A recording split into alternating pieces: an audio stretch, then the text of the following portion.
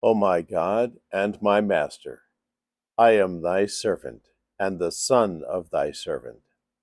I have risen from my couch at this dawntide, when the daystar of thy oneness hath shone forth from the dayspring of thy will, and hath shed its radiance upon the whole world, according to what had been ordained in the books of thy decree.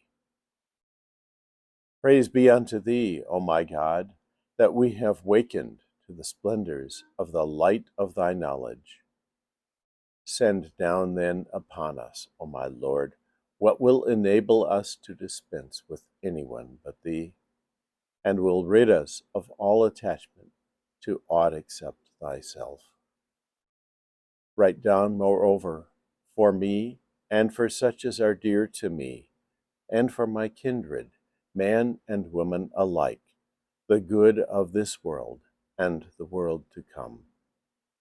Keep us safe, then, through thine unfailing protection, O thou the beloved of the entire creation, and the desire of the whole universe, from them whom thou hast made to be the manifestations of the evil whisperer, who whisper in men's breasts.